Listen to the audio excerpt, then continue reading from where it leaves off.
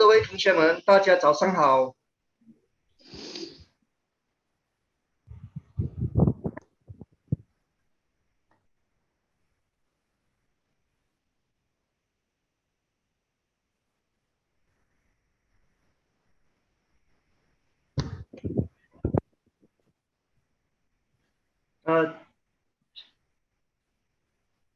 同学们，请问可以听到我吗？有没有声音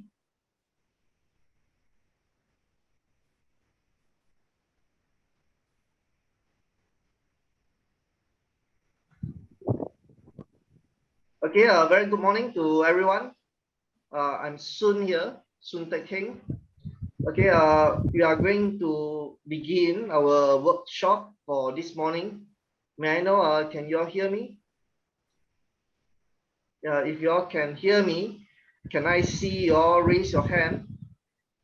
So, 假如你们可以听到我，你们可以把你的手举起来吗 ？OK， 谢谢你。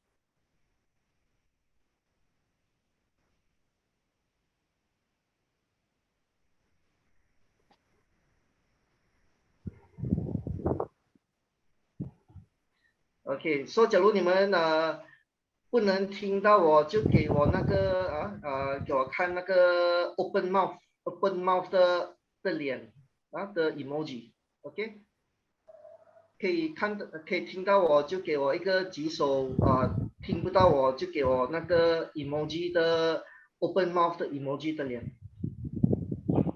OK， 谢谢大家。OK， 我们要开始了。所以今天我们就会看我们的 workshop fundamentals。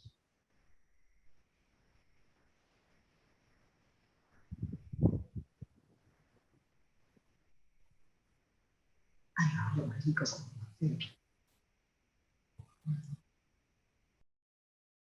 ？OK， 我现在 share 我的 screen。OK， 学生你们可以看到我的 screen 吗？假如可以看到我的 screen 请举手。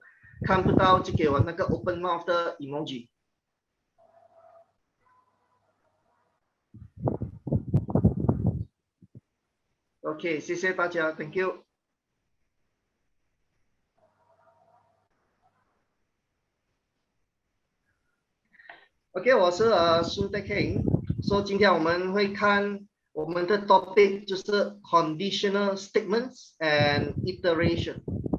所以我相信大家已经有经验过OK，you all have experience before this所以你们还记得吗？你们最后一次接触到这个 conditional statement 是几时？When is the last time you all came across these conditional statements? Can I know?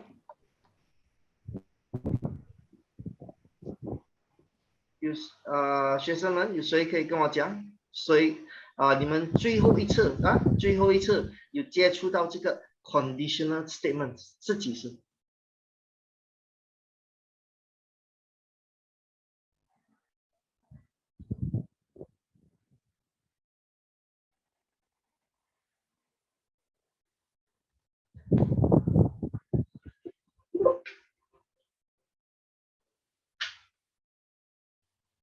？OK 学生们，谢谢。其实 I do not know whether you all realize or not. Actually, we have just encountered these conditional statements just this morning, just now, recently. Only recently we encountered this. Remember just now I asked you all whether you all can hear my voice. If you all can hear my voice, what did I ask you all to do? I asked you all to raise your hand. But I also mentioned, if you all cannot hear my voice, then what did I ask you all to do?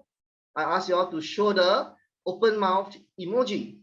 So you can see this is actually a conditional statement, right? This is a type of conditional statements in which there is a condition.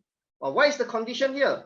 The condition is if you are able, can you hear my voice? You see? So if you can hear my voice, you do something. If you are not able to do my work, if you are not able to hear my voice, you will do something else. Of a conditional statement. Okay, students, if you all have this webcam, can you all open your webcam and then wave your hand like that? Okay, wave your hand.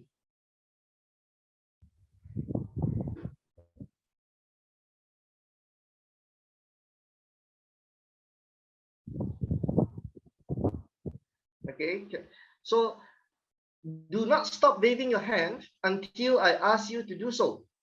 All right. So that will be so you will be continuously waving your hand, waving your hand you to do so. All right.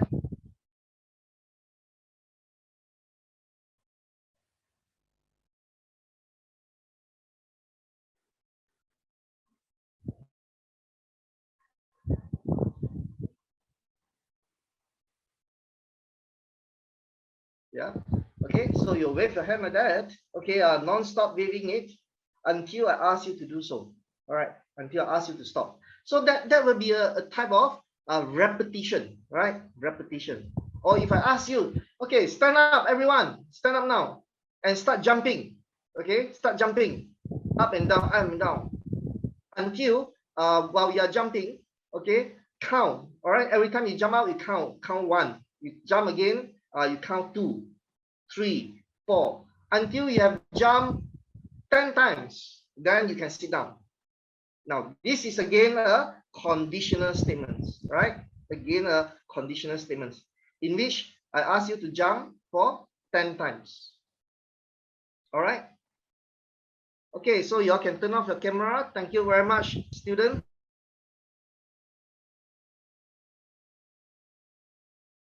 Continue to share my screen.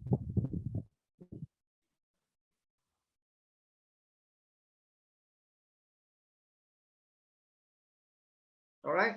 So iteration means you do something repeatedly. All right. You do something repeatedly, non-stop, such as just now I mentioned. Okay. You all wave your hand continuously to wave your hand. Okay. So I didn't put any condition there, right, to ask you all to stop waving your hand. So you continue to wave until you become very, very tired. All right. So therefore, if you have an iteration, there must be a condition. I must say there must be a condition so that you're able to stop repeating, doing the same thing again and again and again and again. Such as just now I mentioned, okay, you stand up and you start to jump. Okay, jump for 10 times. So I give you a condition to repeatedly to jump, all right, up and down, but you only jump for 10 times, okay, not more than that. So there is a stopping condition. So for iteration, remember, very important to have the stopping condition so that you do not continuously doing it non-stop. If you are doing it non-stop, continuously, we'll call that an infinite loop. Okay, infinite loop. So in this session 1, we are going to look at the conditional statements and iteration. The different type of performing this iteration, such as the while loop, do while loop, and the for loop. Okay, and during the session 2, we'll look at some program examples. Okay, like last week, we'll look at some program examples.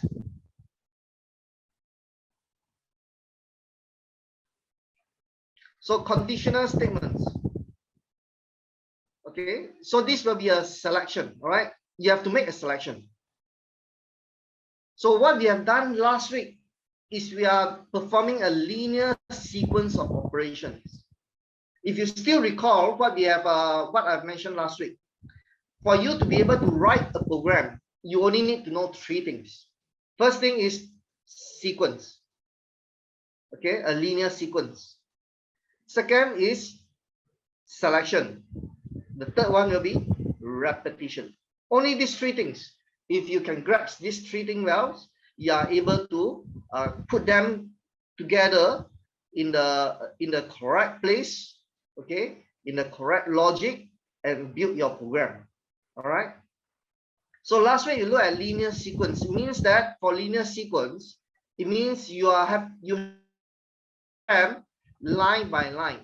Okay. One statement after the next, then the next statement, then the next statement, and then the next statement in sequence. Okay, one after another.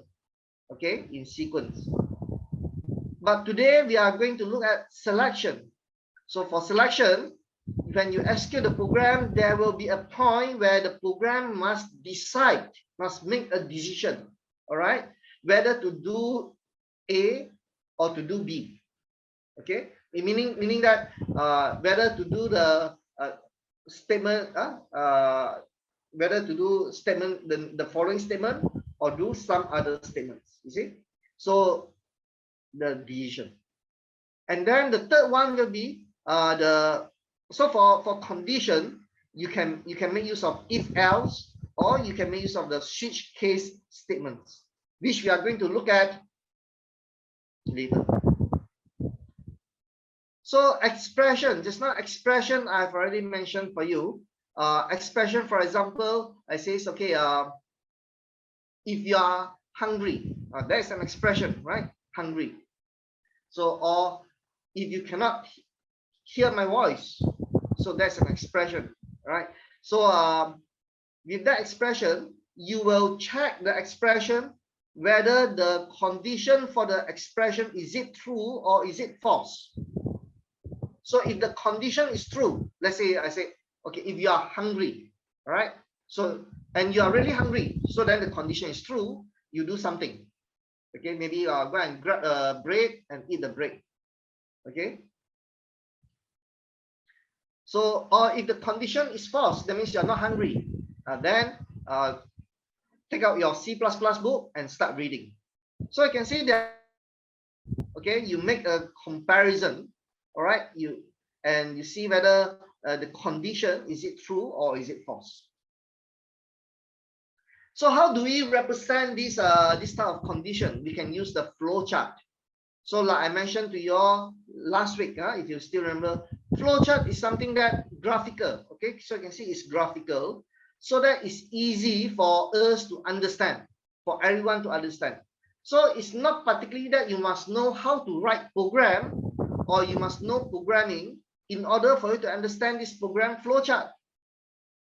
Anyone can understand the program flowchart, but the only thing is you must know the meaning of the symbol. For example, this symbol, okay, this diamond symbol here, you know that this is to make a decision. Okay, it represents making a decision. So if the condition is you do something, if the condition is false, then you continue. All right, you continue with the rest of the program. Now over here we have a two-way selection. That means the condition can be either true or the condition can be false. If the condition is true, you do something. If the condition is false, you do something else. Okay, so just like I said just now, your expression will be, are you hungry? If yes, you are hungry, get yourself a bread and eat the bread. If you are not hungry, then get yourself a C++ book and start reading the C++ book. So there are two conditions here, either true or false. Now you can say you can make use of this flow chart for drawing some other things that is not programming related. Okay, maybe you can think of some other scenarios. Anything you can make use of flow chart to indicate the logic, the logic of the thing. So it makes it easy for us to understand, okay, what you want the program to do. All right, when we make use of this flow chart to represent your program. Okay, so here for one-way selection, for example, I say if score is greater than or equal to 90, grade is A. You see? So what is the condition here? The condition is this is your expression, right? So your expression is your score, is it greater than or equal to 90? So you check your score. So if you check your score and you find out your score, oh, you score 95 marks, then your grade is A grade. Okay. So you see, this is not a programming. Yeah, we don't write programming. It's not a particular programming language. This is what you call just a pseudocode. All right, a pseudocode, because it's very similar to your programming language, but it's not really using a proper programming syntax. So this is not a C++ program. It's not a Java program. Just a normal language, what we call it as a pseudocode. Like in this case here, we have two-way selection. We'll check whether you have more than the purchase, is it more than 200 ringgit Malaysia. So if the purchase is more than 200 ringgit Malaysia, you get 20% discount. Else means if your purchase is not more than 200 ringgit Malaysia, then you get a 10% discount. Relational operators. Okay, so for relational operators, you can see the operator will be here. You may be thinking, hey, what is this? How can equal sign equal? This in C++, this double equality, equal. It means to check whether are they equal or not. Is the value inside the variable score, is it the same as 100? So in other words, is score equal to 100? So if your score is equal to 100, let's say you in your test, right? In your admath test, you score 100. So then this condition here will be true, okay? And it is bravo, full score. But let's say you score 95 marks for your admath, then this condition here is false. So if the condition is false, then it will not show this bravo full score. Okay, so that is your equality comparison. This one you can see here is exclamation equal. Exclamation equal, it means not equal. The exclamation, the meaning of an exclamation is means not. So not equal. So if day is not equal to weekend, then you must study. So let's say, for example, the day is Monday. So Monday is not the weekend, and therefore you must study. But if the day is Sunday, like today is a Sunday, right? So it is a weekend. So this condition, day not equal to weekend, the condition will be false. So if the condition is false, then you don't have to study. Okay. So if the day is Monday not equal to weekend, right? Your weekend means Saturday and Sunday lah. So if the day Monday is not equal to weekend, then you can see that the condition is true. So if the condition is true, then you must study. Okay. So for example, another example I give you. If the day is Tuesday, is Tuesday not equal to weekend? Yes, Tuesday is not a weekend, right? Because your weekend is Saturday and Sunday. So Tuesday is not a weekend, which means that this condition here, day not equal to weekend, the condition is true. So since the condition is true, you must study. Okay. Now look at another example. For this operator here, this is a less than operator. So we can check, is the score less than 40? Let's say you obtain a score of 28. So the score 28 is less than 40, right? So the condition is true. And because the condition is true, you failed the test. Okay, it will tell you that you failed the test. But if you get a score 60, now you can see that the score 60 is not less than 40. In fact, 60 is greater than 40, right? So this means the condition score less than 40 is false. So if the condition is false, you will not see the message, fail the test. You won't see this message. Okay, you won't see this message. Next, we have less than equal to. So the condition that we are going to check is Is it height less than or equal to 135 centimeter? Now, look here. If your height is 128 centimeter, can you tell me, is this condition true or false? If your height is 128 centimeter, is this condition here, height less than equal to 135 centimeter, is it true or is it false? Can you tell me in the chat box?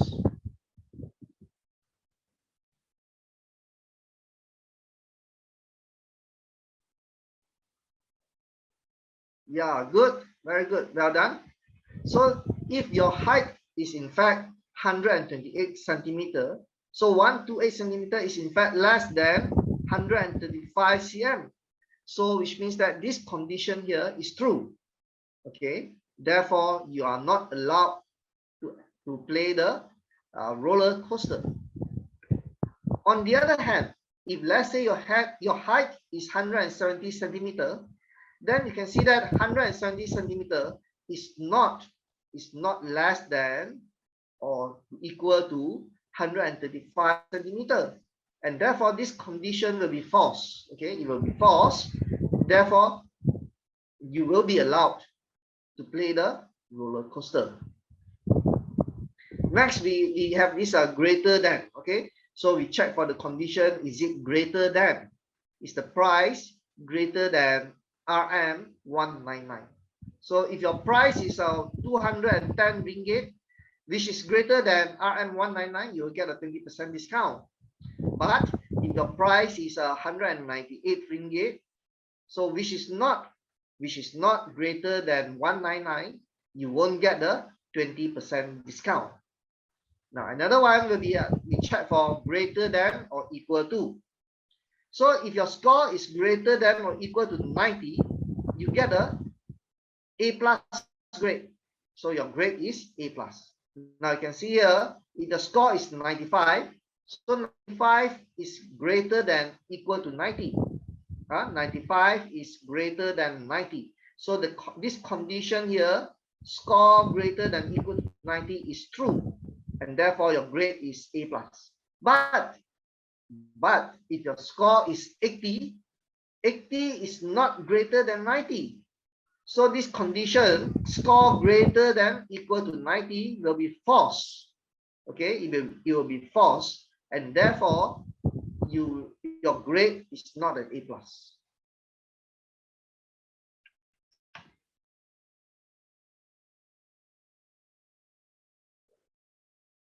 Okay, so here is another example. So if your score is greater than 0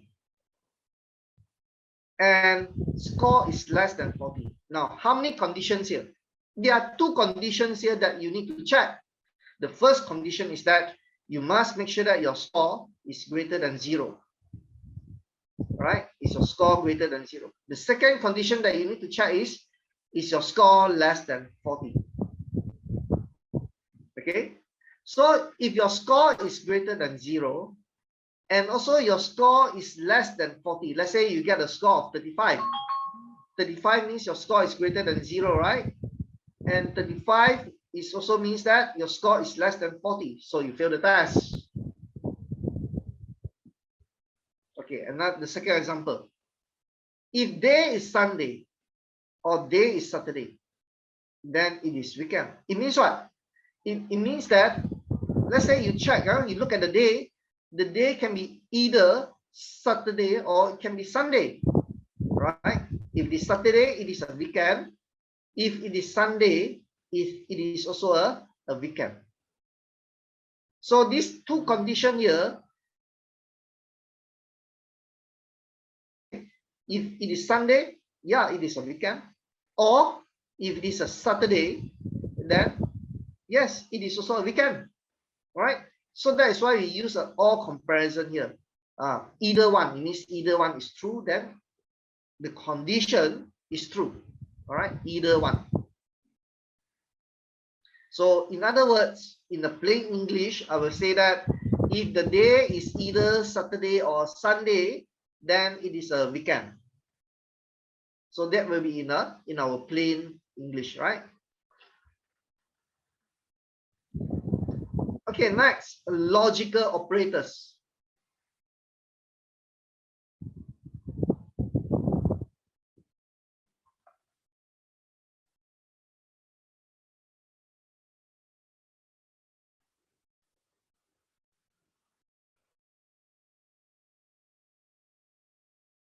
Okay, next we look at logical operators. Okay, if you all have, do you all have any questions before we proceed to logical operators? If you all have questions, you all can turn your mic on and let me know.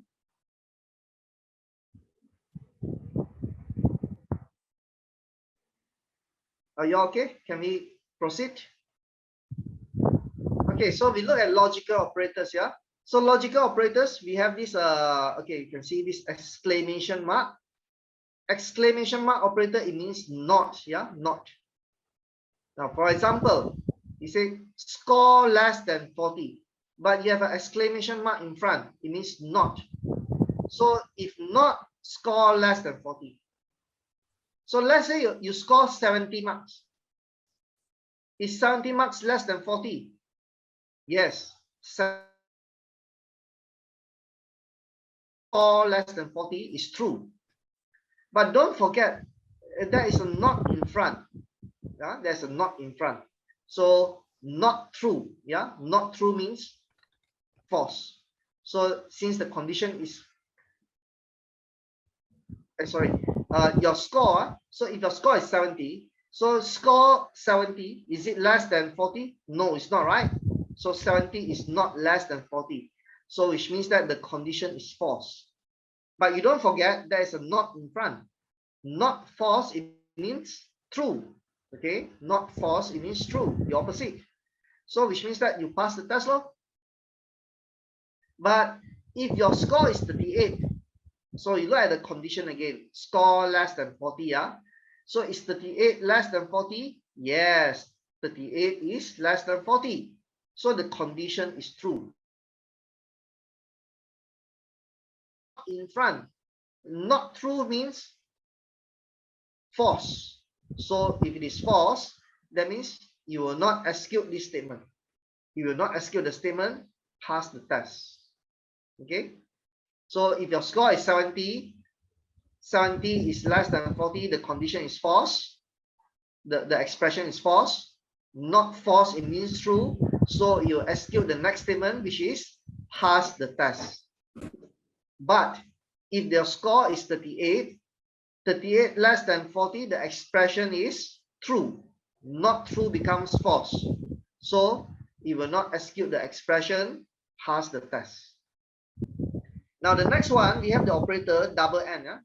N. It means we check for the N condition. So you look at the first expression. The first expression is your score greater than equal to 75. Condition, you see we use N. It means that the first expression must be true, and also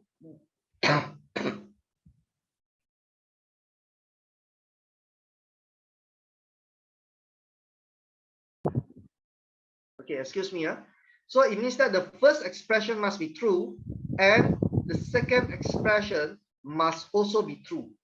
So both, in other words, both expression 1 and expression 2, both of them must be true, then only your grade is A minus.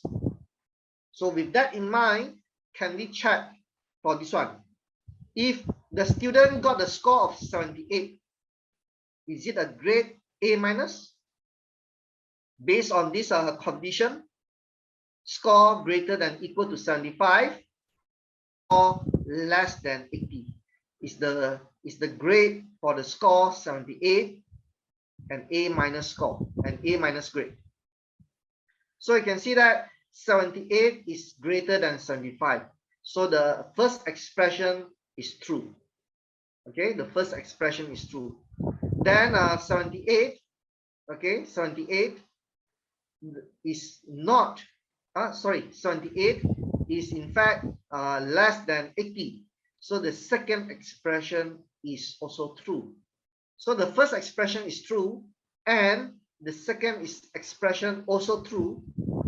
Then the entire thing is true, because true and true, the entire thing is true, so the grade is A minus.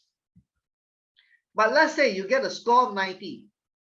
Is 90 greater than or equal to 75? All right, so the first expression is false. How about sorry, is 90 greater than 75? Yes, so the first expression is true. Then you look at the second expression here. Is 90 less than 80? No, it's not right. 90 is not less than 80. So the second expression is false. So you can see the first expression is true, but the second expression is false. Now, when you have either one of the expression is true, it is still the other one is false, then the entire thing is false, because you are using an and. Okay, so when you use an and as the operator, comparison operator, all must be true, all the expression must be true, then only it can be true. If you have any of the expression that is false, then it will become false. So here 78, okay, is not less than 80, so this expression is false, and therefore the grade is not A minus. But if you like the score 90, sorry, what am I doing? Sorry, so let me just repeat again. Sorry. If your score is 78, the first expression here, 78 is greater than equal to 75, right? So the expression is true. The score 78 is less than 80, so the second expression also true, right? So both of the expression is true, then the condition for the entire thing is true, and therefore your grade is A minus. But if your score is 90, so 90 is greater than 75, the first expression is true. But 90 is not less than 80, so the second expression is false. So because there is an expression that is false, the entire thing becomes false, which means that the grade is not A minus.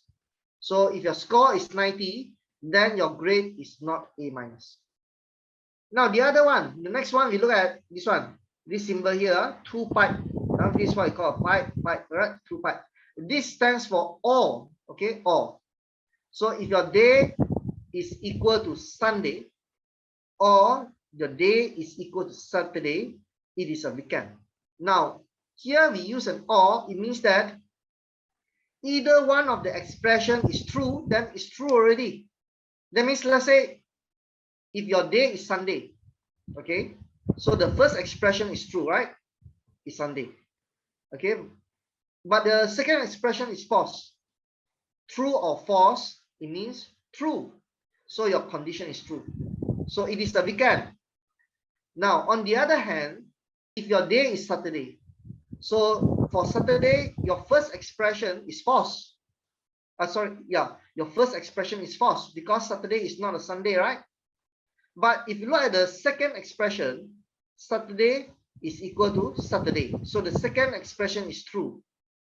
So false or true, it is true. All right, it is true also. So it is a weekend. So either one of the expression, if they are false, if they are true, then the entire thing is true. So that is the or operator. So now to make it false, that means both the expression must be false. So for the first expression, let's say Monday, so for Monday, the first expression is false. The second expression also false. Then the whole condition here is false. So it is not a weekend. Same goes to Tuesday, Wednesday, Thursday, and Friday. Okay, if you check with this condition here, it is not a weekend. So this is what I call the truth table, right? So the truth table here, we check. Now let's say your expression 1 is true and your second expression is true. If you are using the logical AND operator, true and true is true. You see? So remember, if you are using the logical AND operator, both the expression must be true, then only it will be true. If you have either of the expression, if you have either one of the expression is false, for example here, the second expression is false. Okay, then the result is false. And over here, the first expression is false, and therefore the result is false. Over here, both the expression they are false. Definitely false already. Don't need to think anymore, right? False and false, definitely false. The or logical operator, then you remember one thing, either one of the expression. When either one of the expression is true, then it's true already. Okay, don't have to think so much. So here, both the expression they are true, so definitely true. Okay, but over here we have the expression 1 is true, expression 2 is false. Now we have one expression that is true, so it's true already. Okay, the third example, we also have the second expression is true. So the first, even though the first expression is false, then the condition is also true. Okay, now for this example here, both expression 1 and expression 2, they are false. False or false, then it is false. So that is the use of the or operator, you see. So for the or operator, remember, either one, okay, it will be false only when both the expression they are false. Okay, so false or false, then only you can get false. But for the AND operator, both the expression must be true, then only you can get true. Okay, if either one of the expression is false, then the result will be false. Okay, so remember this, yeah, remember this. That's the difference between the and also the or logical operator. Then just like mathematics, we need to know about the order of precedence, yeah, order of precedence. Okay, so for example, all the unary operators, yeah, the unary operators. What do you mean by unary operators?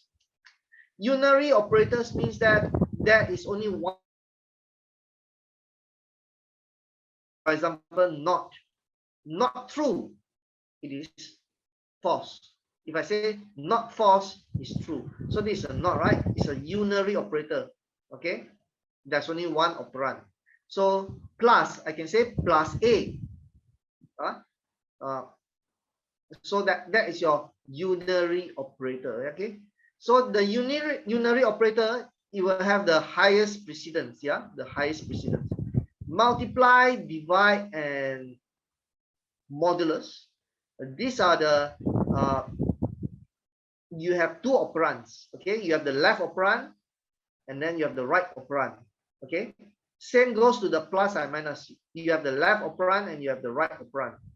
So therefore, both of these are not unary operators. Now, so the precedence, just like in your mathematics, compared to plus and minus. Okay. Now, both of these, okay, so this will be the second highest precedence, and this will be the third highest precedence, followed by the comparison less than equal, greater than equal. Okay. Then followed by the equality comparison, equal to, and also not equal to, followed by and then followed by or, and finally that is your assignment operator. So assignment operator is the last, okay, in the precedence table. So the sequence will be from the highest precedence until the last, the least precedence.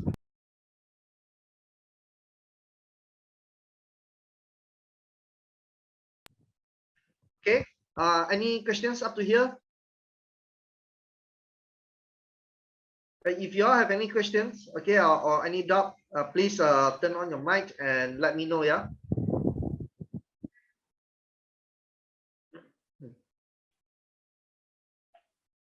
Now, so let us take a look at the example, okay.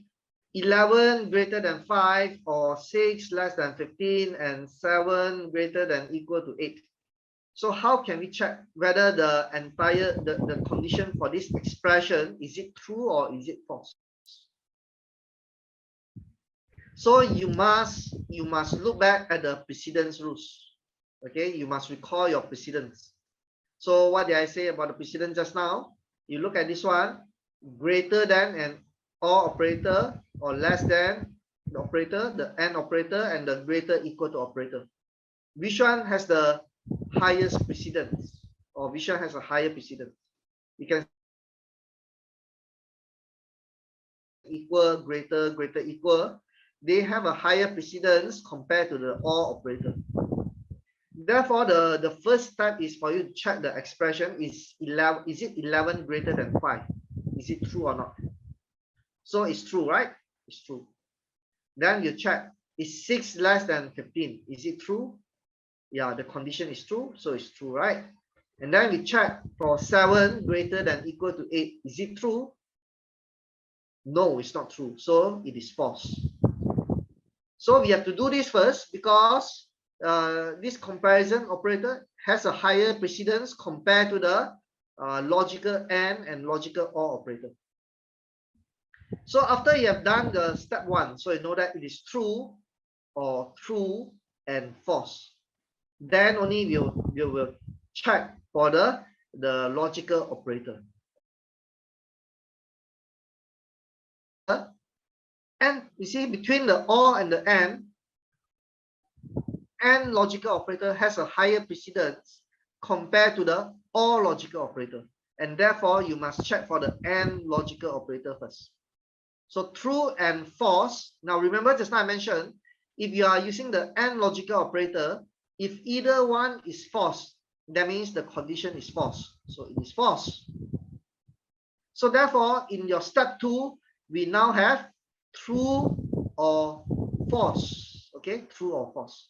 So recall back just now I mentioned, if you are using the or logical operator, either one is true, that means it's true.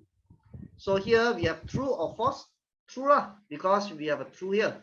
So the final result is true. Okay, next example. 6 multiply 2 less than 15 and 7 greater equal to 8. Can you all tell me, is this expression true or false? Okay, so first thing, we have to look at the precedence. So the precedence will say that we have to perform the multiply, because the multiplication has got the highest precedence. So we do the multiply, 6 multiply 2. So the rest we 看到这里顾不到，我那边又顾不好，你两边你就哇，整个头脑会崩溃了。So in step 1, the rest will be the same. So you see we have 11 plus 3 greater 5 or 6 plus. So we perform this one first because multiply has the highest, okay, precedence. So we do this, 6 multiply 2, which is 12. So that is why this is 12. So less than 15 and 7 greater than equal to 8. So we have done the first step, in which we perform 6 multiply 2. So now after you have done the first step, you look at the operator again, okay, and then you think about the precedent rules.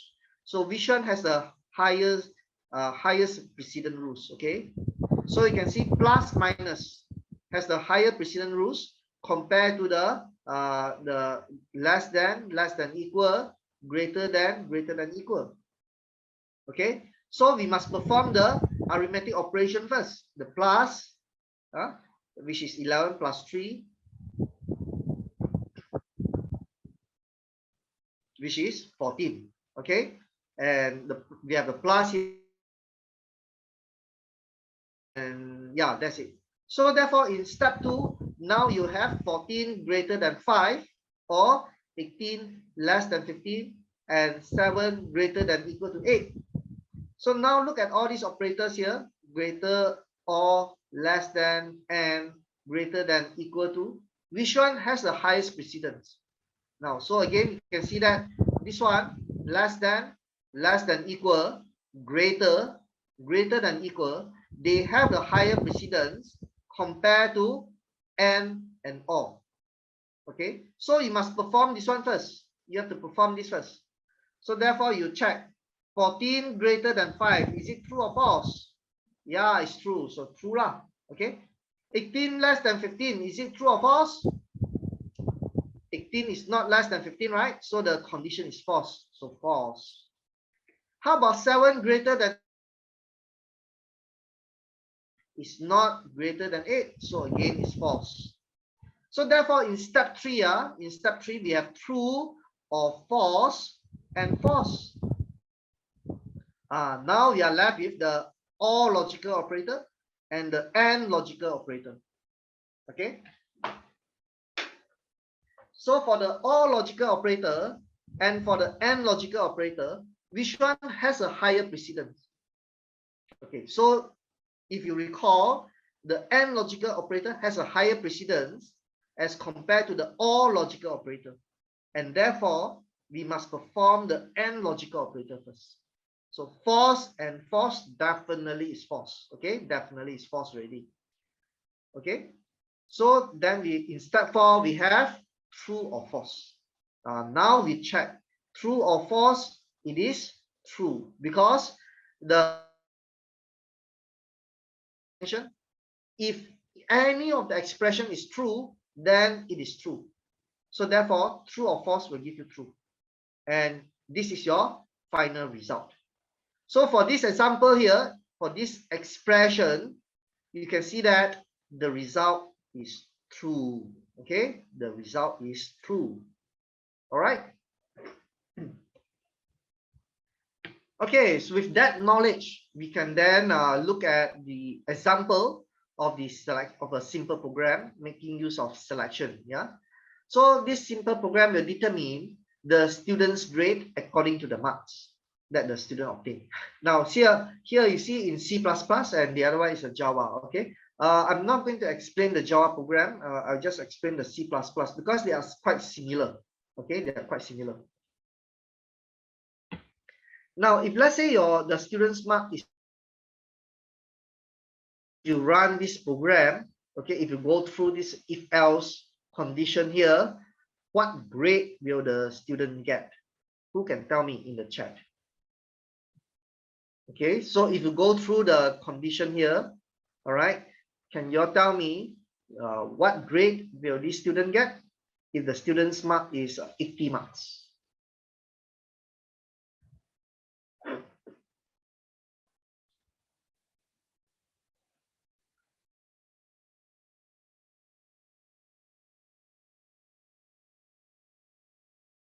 Yeah, very good. So, okay. So let us look at the, okay, so let us assume our brain is the computer. Okay, because this is a C++ program already. This is not a pseudocode. This is a real program, a real C++ program that we can compile with the C++ compiler program file that we can run. Okay. Now, if you don't have a computer, then how? If you don't have a computer, you see, last time when I first learned computer programming, when I was in Form 2, at that time, I don't have a computer when I first joined the computer club. So then I will go to the computer club and then try out the program. Yes, I can do that. But at home, if I want to try try out the program and I don't have a computer, then how? I assume that my brain is the computer, okay? And I will run the program. I will go through this program with my brain, yeah, inside my brain. Actually, our human brain is the best computer already. There's no computer that can be better than our human brain, right? So if imagine that you are the computer, all right, your brain is the computer, and you run this, you check. Your mark is 80, yeah? So 80 greater than equal to 0 and 80 less than 50. So you must first of all, so the precedent rule says that you must do the checking for this expression first, and also this expression. So 80 greater than equal to 0, true. 80 less than 50, false. Okay, so true and false is false. So if it is false, you will skip this. You will skip this, yeah? And then you go to the else if. Then the computer will check again. 80 greater than equal to 50. True. Okay, it's true. 80 less than 60. False. True and false. False. So because it's false, you skip this again. Okay, you skip. Then you look at you go to the else if. Else if here, 80 greater than equal to 60. Is it true? Yes. Less than 80? No, it's not.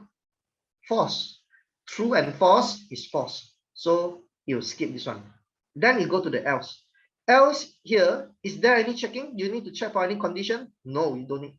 So then you do this one. The grade is A grade. So when you do a C out, it will display that the grade is A. Yeah. So this is the program.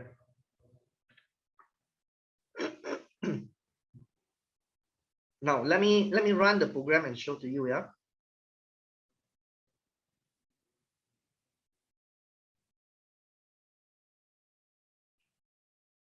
Remember how we can run the program in Visual Studio Code? Okay, I'll just copy the path.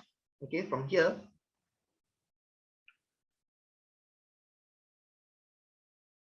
Okay. Yeah. Hold on a second.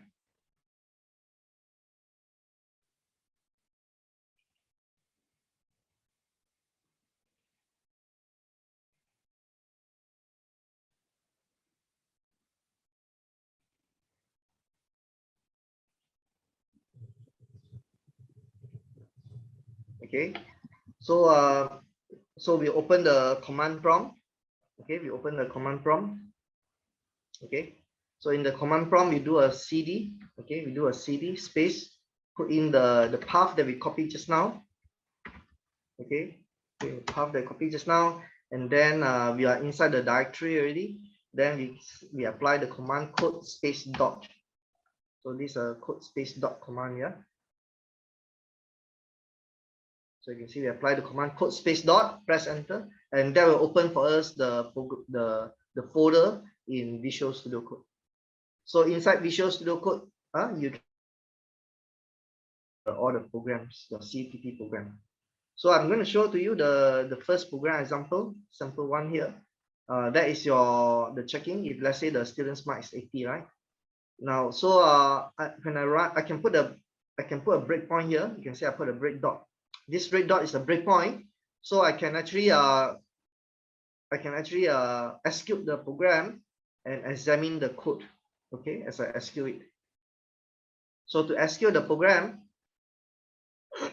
you can see there's a debug. Debug. You can see, in fact, you can see there's a bug here, right? There's a bug. So you know that this is for debugging. So last week we also mentioned about debugging. So you click on this, you will stop at a breakpoint. Okay, you will run your program and stop at the breakpoint. So let's wait. So we'll click on this one. Okay, so you can see the debug. So you stop at this break line 7.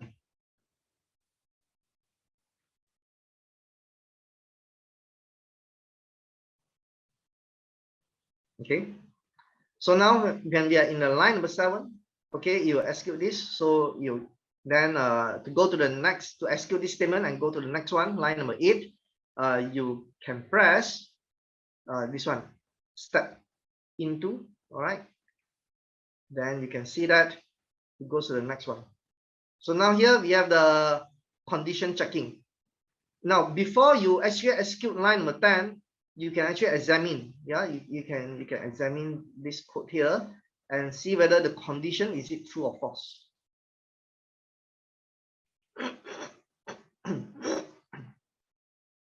Yeah, so you can add to watch. Okay, for this one.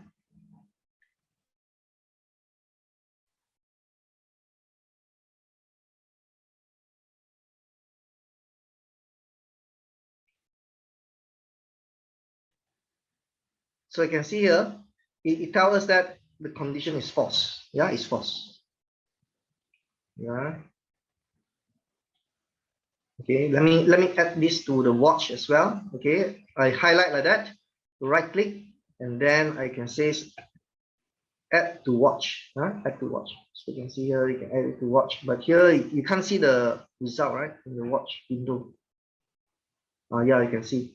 All right, so you can see the expression. It gives you a false. Yeah. So mark greater than equal to 0 and mark less than 80 is false. Why? Because what is mark? Mark is 80. So in fact, I can add the variable mark in the watch window as well. Add to watch. You can see because the mark is 80, right? So the condition here is true, true and false. You get false. You can see here. This condition here, I add it to the watch and show to you. You can see that mark greater than 0 is true. Yeah. How about mark less than 50? So mark less than 50 is false. And therefore, true and false, the result is false. Okay. So if you know that the result is false, now if I press this button here, it will skip line 11 and go to line number 12. You see? So I press this button, this F11. You can see that you skip line number 11 and go to line number 12. So in line number 12, we will check is mark greater than 50. So you can see the condition. Let me add to the watch. You can see this true. How about mark less than 60?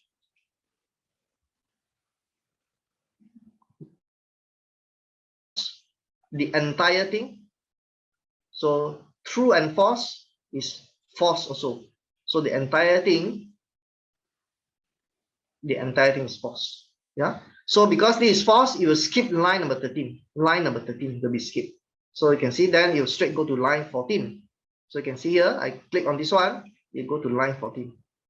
So same thing, if you do the checking for this one, the condition for this expression here, you can see that the condition is false, and therefore you skip line number 15, okay, and go to the else. So in else, grade is set to A.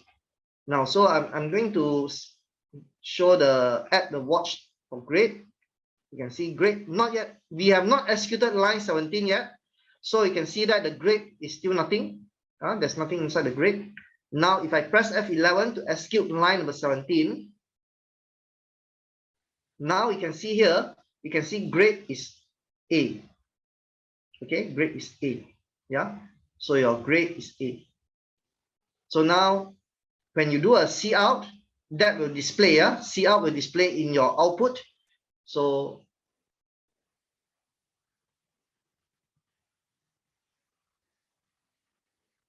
okay, so in your terminal, you can see that your grade is A. Okay, so you can see the grade A. So that's how when we execute this program, you can see how the program runs. Yeah, over here. So compared to just now, if you don't have a computer, I show to you how we can execute the program in our head, in our brain. Okay, so let me continue. Okay, for session 1, we have. Okay, let me see how many more slides I have. Sorry, there are quite a number of slides. Some more. Okay, until slide 53. Yeah. Okay, so I think I need to go a little bit faster now. Okay, sorry about that. Okay, so this is one example.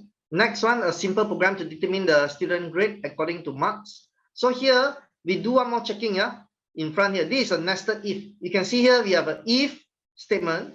Inside the if statement, we have the if statement again. This is what we call a nested if. An if statement inside another if statement. So the first if, this the outer if statement. Yeah. Let me show you in Visual Studio Code. So the outer if statement. Okay. So you can see this outer if statement here is to check greater than 0 and the mark is less than 100. So if the condition is true, if this condition is true, then only it will go into line number 11. Okay. If the condition is false, you will skip line 11 until line 20. So if the condition is false, you skip this line 11 until line 20. Line 11 until line 20, this you can see there's a curly brace, open curly brace at line 11, and there is a closing curly brace at line 20. This is what we call a block. A block. Okay, so this is one block. So if the condition is false, you skip the entire block and then go to the else. Normally, when we have more than one statement, we can put them inside a block, inside this curly brace, when we have more than one statement. All right. So in fact, here we are putting all this in this block. Okay. So if the condition is false, you will skip the entire block and go to the else. So else in line 21, then you execute line 22, you will display invalid value. So therefore, you can see this outer if here is for us to check whether the value is invalid or not. Because obviously, very obvious, your mark cannot be less than 0, and your mark cannot be greater than 100. So if your mark is less than 0, and or your mark is greater than 100, that will be an invalid mark, and therefore we will display the result invalid value. But let's say your mark is in the range. Your mark is greater than equal to 0, and also your mark is less than equal to 100. Then you will do this block here to do the checking whether the grade is it an A grade, B grade, C grade, or F grade, which I have explained just now. Yeah, this block. So let's say, for example, I say the mark is 1 here. Now let me debug. You can see I put a breakpoint here. So what I want to show to you is the expression here. Is it true or is it false?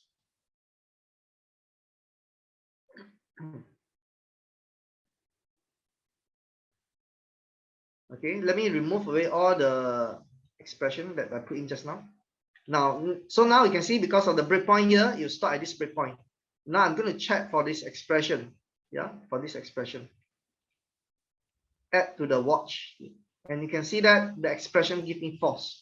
That means if I step into it, it will skip the entire block and go to line 21. Take a look.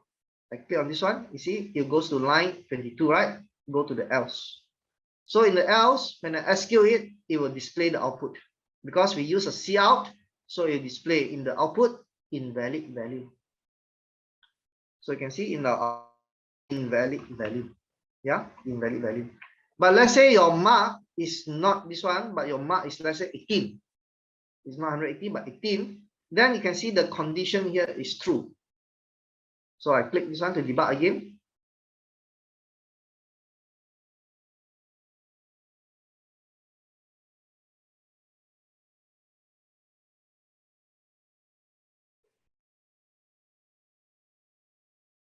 Okay, so you can see it start at the breakpoint. Okay, and you can see the condition is true.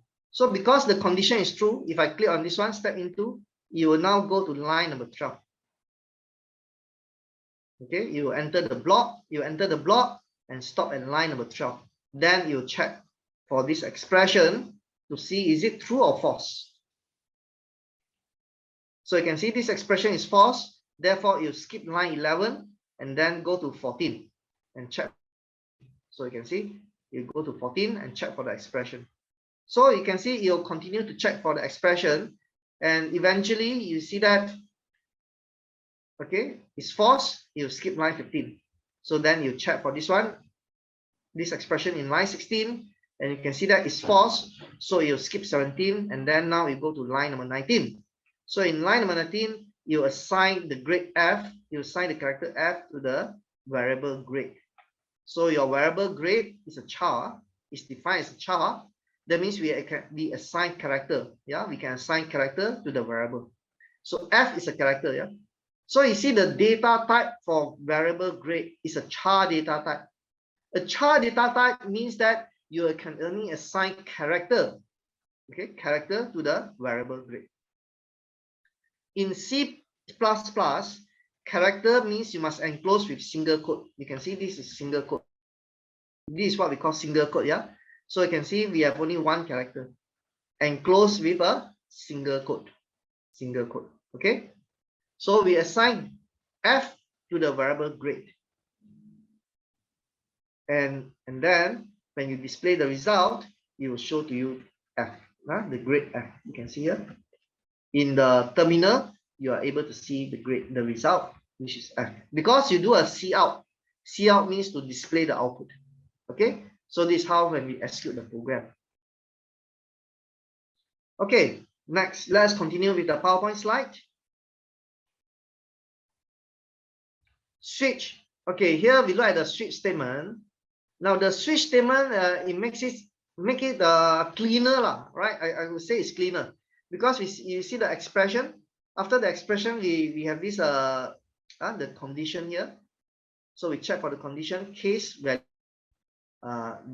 if it is true, then we proceed with statement 1 and then break.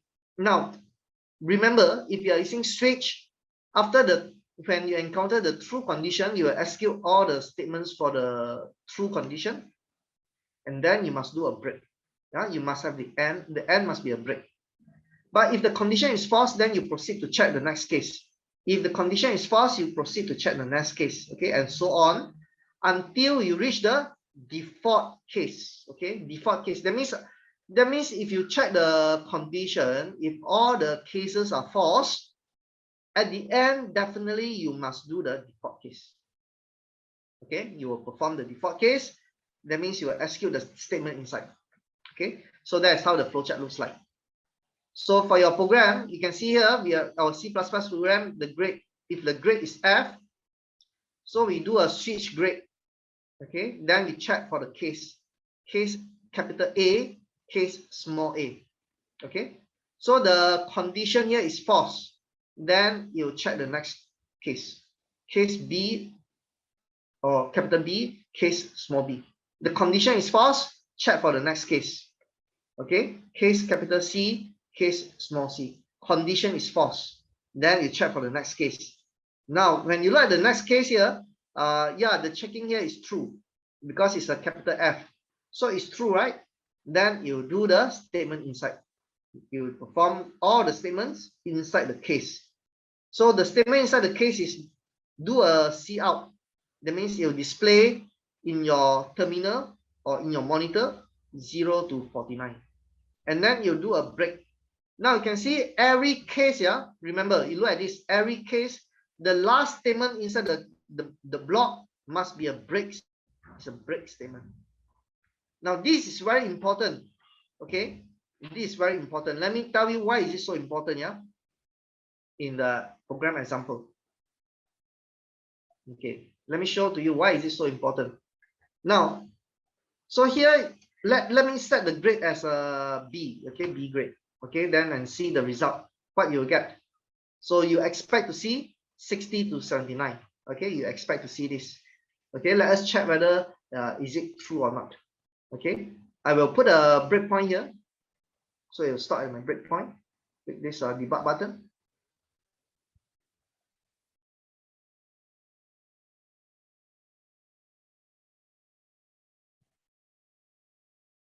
Okay, so you can see it start the breakpoint here. The grade is B grade. Okay, B, small b, small b. Now move my mouse over. You can see here this small b, the assign the character B to the variable grade. This 98 is what? 98 is the ASCII code. ASCII code. ASCII stands for American Standard Code for Information Interchange. So that is the code that represents the small character B. Okay, that's the code that represents the small character B. So in fact, what is stored inside the computer memory for the value for the variable grade is actually the code 98. Then I press this button to step into the check. You can see here, you'll stop here because all these are not true. Okay, so only case B is true, right? So all these are not true, you stop at here. So then you do an output, C out. Then you are able to see in your terminal or in your monitor 60 to 79. Okay, so now you can see here, now we are in the line 17, which is the break statement. So if I execute it again, then you go to line 30. You will not check for the remaining cases anymore because you have done the break, you have executed the break. So you'll not check for other cases. Now in line number 30, and then that's the end of the program. So in your output, you'll be able to see 60 to 79. Now, just now I mentioned to you, what if I don't have the break? Okay. Okay, I will remark this line here, line number 17. I put a remark. That means I remark it. This is a remark. Double slash means remark. Remark means what? Means ask the computer not to execute this line, or you can just remove it like that, delete it away lah. Okay, okay, delete it away. So you can see here, I don't have the break statement. Now I want you to see carefully what will happen without the break statement. Yeah, the grade is still a B grade. Let me debug it.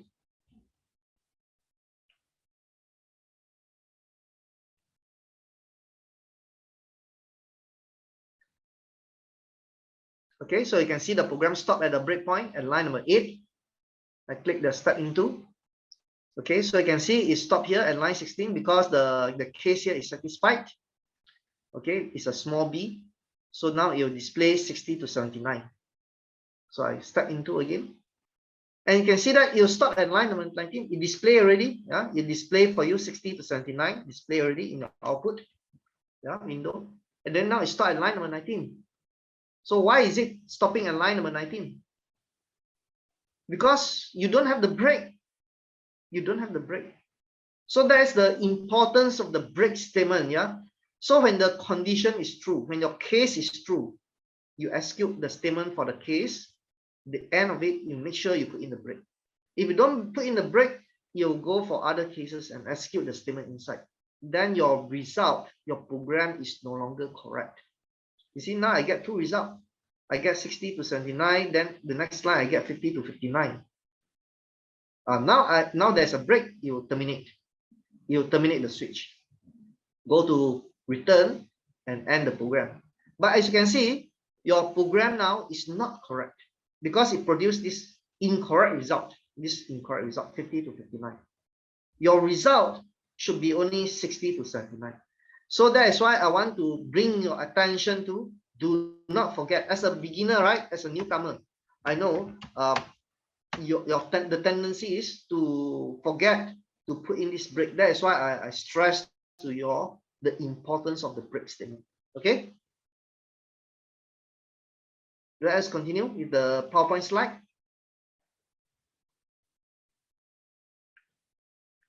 Next, we have the if else and the switch. We compare them. When should you use if else and when should you use switch? So you can use if else for any in any situation, okay, in any conditions. All right, but you use switch only when there is a very clear choice, a single choice. You see, a single choice. Just now, as you can see in the example just now, there's only a single choice. But if you have a range of value, you cannot use switch. Now look at this example here. What do I mean by that? Now here we want to check for a range of value. The range is from the mark is greater than equal to 80. Yeah, there's a range. It can be 80, 81, 82, 83, 84. Right? There's a range. We want to check for the mark less than 100.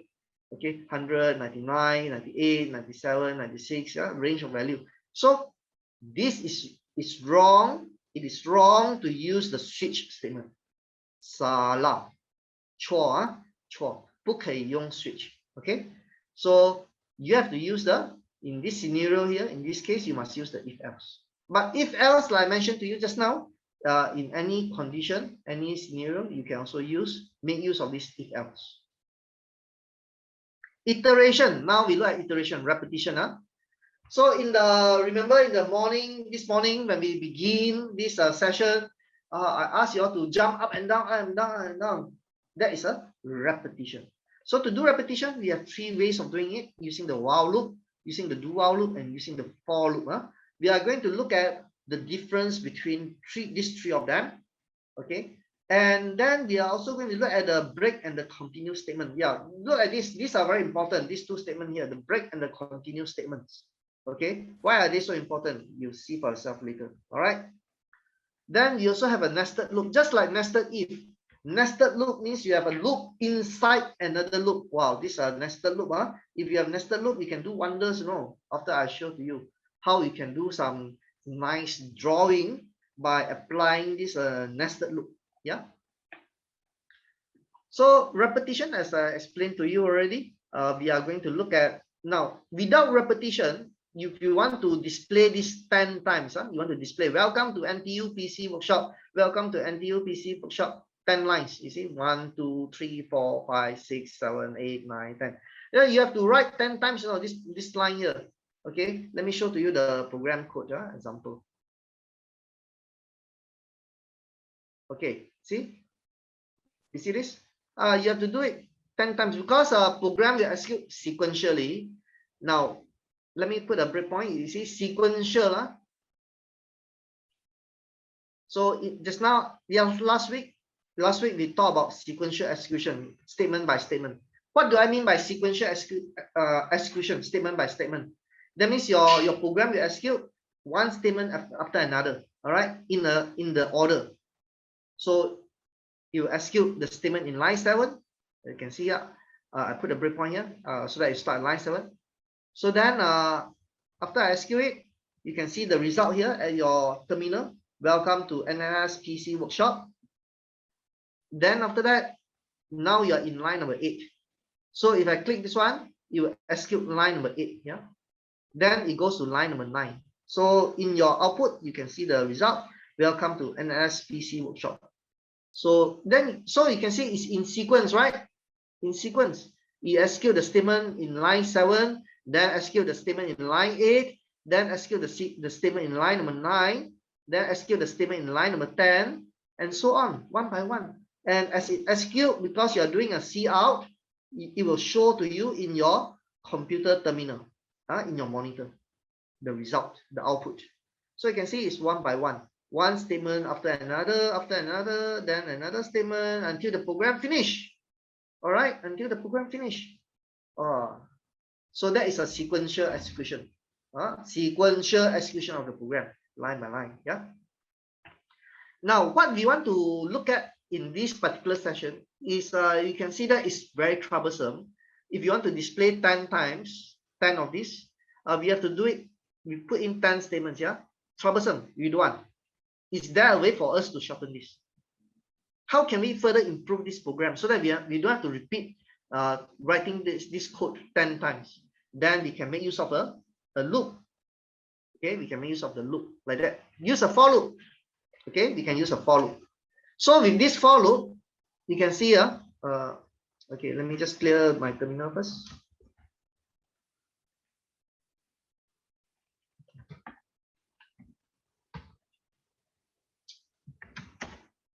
Okay, with this for loop, with this for loop, it will loop. Okay, it will repeat to do this 10 times. Why is it you repeat to do this 10 times? Because here I declare the variable I is an integer variable, and then I assign the variable I with a value 1. So I start with 1. This is the initialization. This is the initialization part. This is what we call the initialization. So in your for loop, the first thing is we initialize the variable. After you have initialized the variable, then you will check the condition. You will check the condition. If the condition is true, then you can do the program inside the body of the for loop. Now inside the for loop, the body of the for loop, I have only one statement. So I don't actually need to put it inside the curly brace. Okay, I don't have to use this curly brace. Remember just now I mentioned to you the curly brace? When we have more than one program statement, that is a block. We put them inside curly brace. But if you have only one single statement, you don't need to put in the curly brace. But if you want to put it in the curly brace, it's not wrong. It is not wrong for you to do this. Yeah, it is not wrong for you to do this. Now, I myself personally, I'm very particular on the indentation. So every time you see the program is not indented nicely, I'll just do a format document to indent my program nicely. So you can see it's nicely, beautifully indented. Yeah. Let me. So just now I mentioned if the condition is true, you go in the body of the for loop and execute the program. After executing this statement here, you go back to here, the for loop, but you perform this. This is what they call the incrementing. So we increment the variable I by 1. After you increment, you'll do the checking again. Okay, you'll check. for the condition. If the condition is true, then you go into the body of the for loop again, which is line number 9, and you execute line number 9. Okay, let me put the breakpoint here and show to you, okay, the running of the program.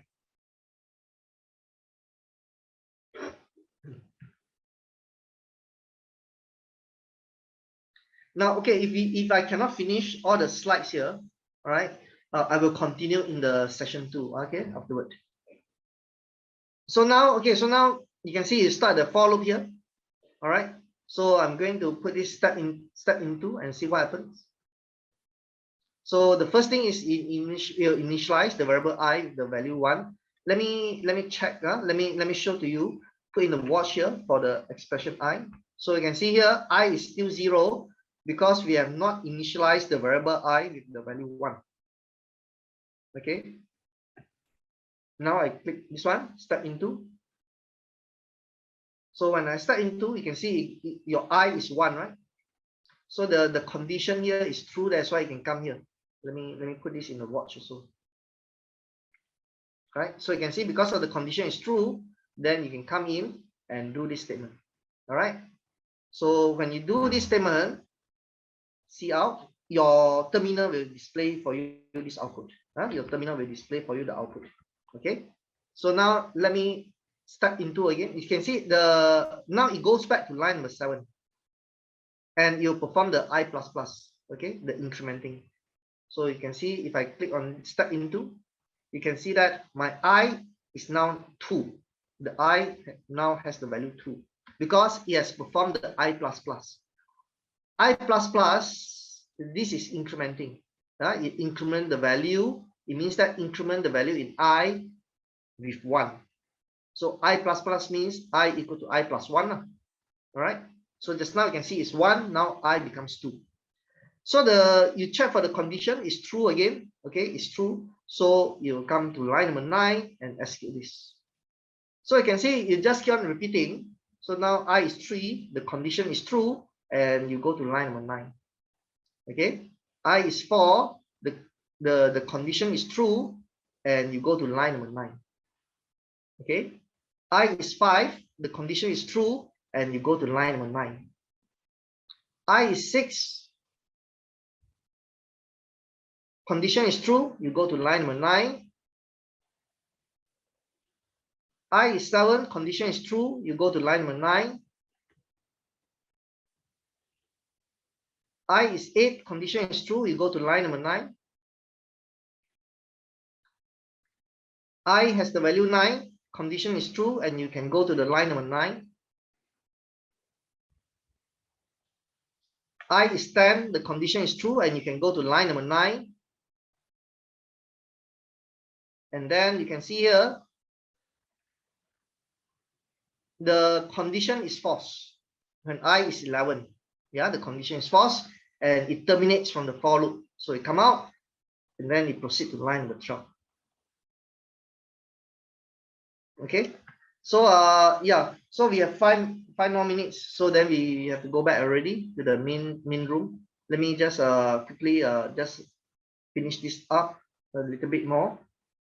So here so here is another example where we have this you can do this without the for loop, and then you can do it in using a repetition with a for loop. You can see that without a for loop, you have to declare the 5 variables because we need to ask the user to enter 5 numbers and add them up, all the 5 numbers. So if you don't use a for loop, you have to declare 5 variables, variable A1, A2, A3, A4, A5, and a variable total. So every time you ask the user to enter a number and you put in a variable A1.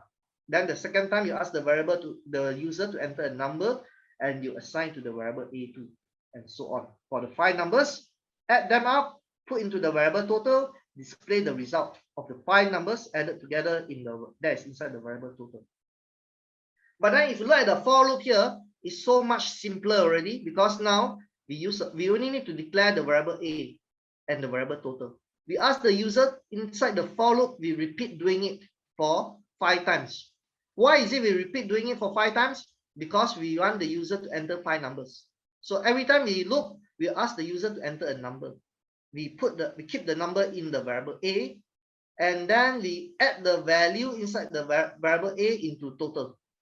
So the purpose of doing this, adding the value in the variable a into the variable total, is that the variable total is used to keep track of the addition of all the 5 numbers. Okay, the variable total is used to keep track of the addition of all the 5 numbers. So that's why it's total equal to total plus a. So after the 5 times it loop, then this for loop will terminate, and then you'll see the result, okay, for the value of the total. Let me show to you quickly the program here in the sample code, and then we'll finish this off, and then we'll go back to the main room, okay? Now this is without, okay, without this one, using the for loop.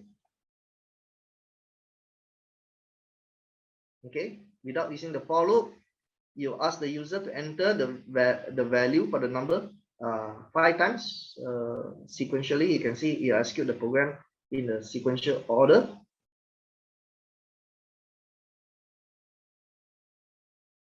Okay, so please enter the value for number 1.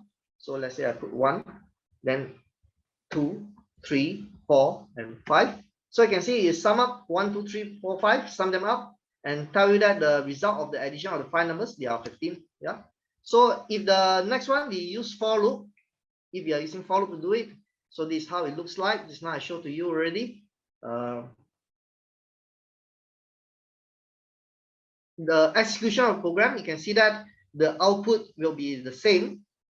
Okay, you will still ask the user to enter the 5 numbers and then sum them up and display. You can see here, please enter the value for number 1. So I say 1, 2. Now, by the way, you can see here, this 1, 2, 3 here, please enter the value for number 1, please enter the value for number 2.